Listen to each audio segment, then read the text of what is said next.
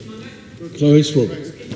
Mr. Speaker, look, I know that we are in the realm of post-truth politics, but I don't think that I have seen a clearer indication of the gap between rhetoric and reality than what we have contained within the budget policy statement, the rhetoric and the promises that this government came in on with regard to the cost of living, and the reality that is biting everyday New Zealanders as a result of the decisions that this government has made to knowingly, in its going for growth strategy, grow inequality, grow child poverty, grow climate changing emissions, and actually degrow the well-being of New Zealanders.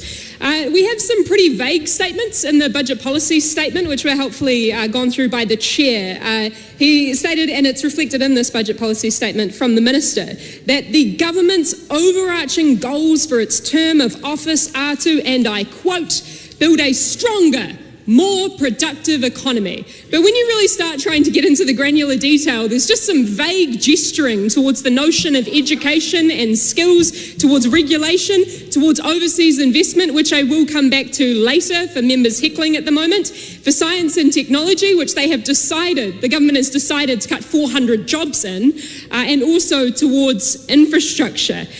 We are understandably starting to see quite a bit of bait and switch, whereby we were promised productivity, but now the fixation and the rhetoric is on growth. And the question has to be, growth for whom?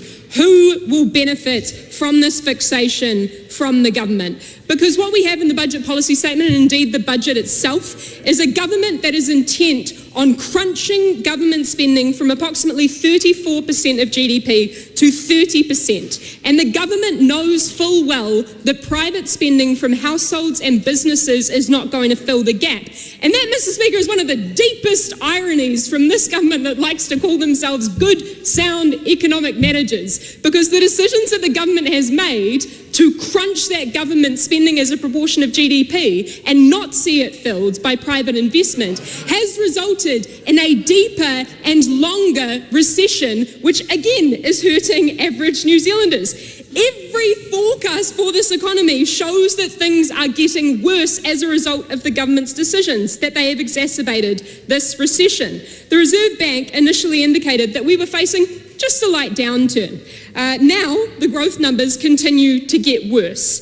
This time last year, Haifu was projecting a 1.5% growth for this year, but the actual rate now is negative 0.2%. Meanwhile, next year's growth at the budget in May was projected to be 1.7%, but it's now projected to be 0.5%. This budget does not increase productivity. In fact, it actively, demonstrably, evidentially does the opposite. So what do we hear from the government about what their plans currently are? Well, we've currently got the Prime Minister embarrassingly simping to the international companies that he's got at his investor festival, asking them to fill the gap because the government refuses to take responsibility for building the infrastructure that all of us ultimately rely on.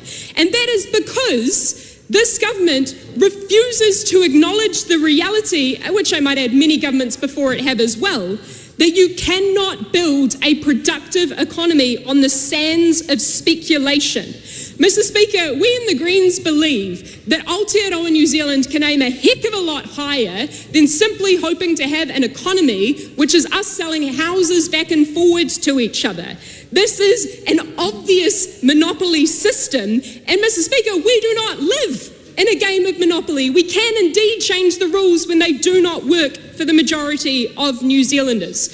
So let's talk about that attempt at fiscal consolidation which this government is ploughing ahead with, whereby it is deciding to do so through a process of cuts, merciless cuts after cuts, instead of fixing the tax system.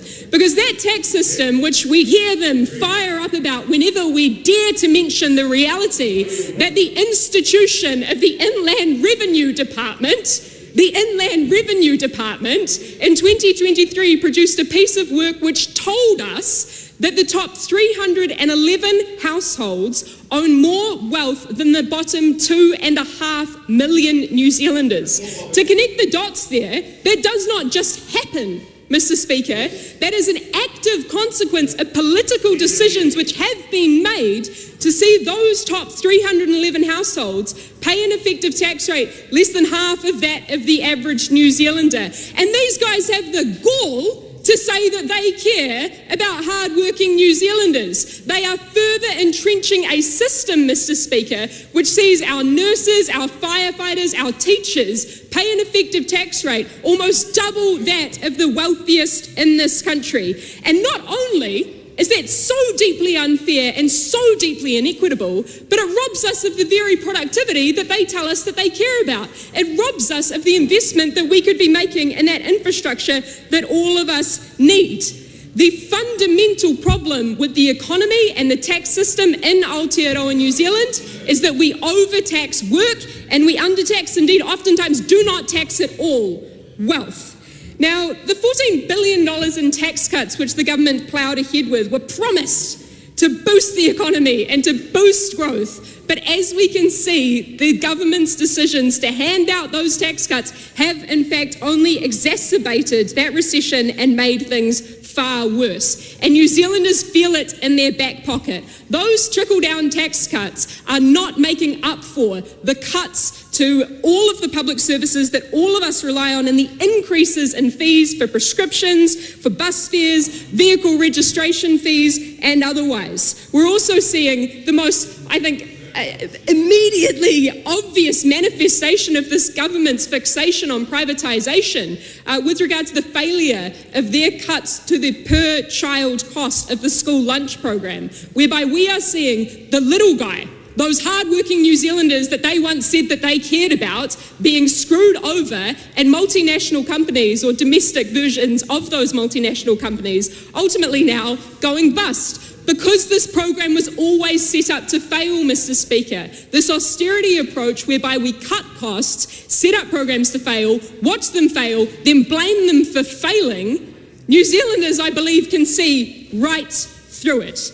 Now, Mr. Speaker, there is no wonder that every other day we've got a new form of distraction politics from members of this government with their latest imported culture, woke wars, or whatever it is. But I think that it is far more profound that every other day in this House, we have the Prime Minister get up and say in response to questions, particularly from the Greens, that rents have stabilised.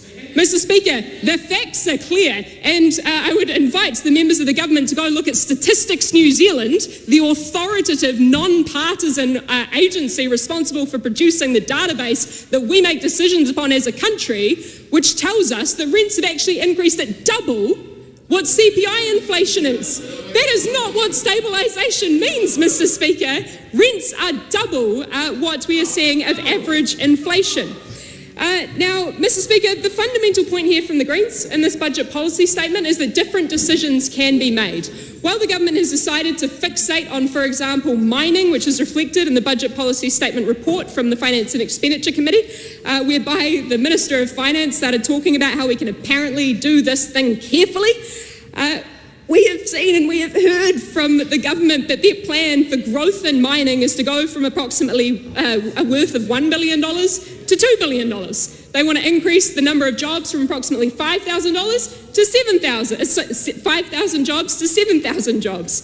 Mr. Speaker, this is worthwhile putting in context, because right now, the arts sector in this country, not particularly well renowned for being well resourced or supported by successive governments, is currently worth $16 billion, i.e. 16 times the mining sector that they want to supercharge. And it currently employs 117,000 people, far, far more than the 5,000 or the 7,000 that they want to increase mining jobs to.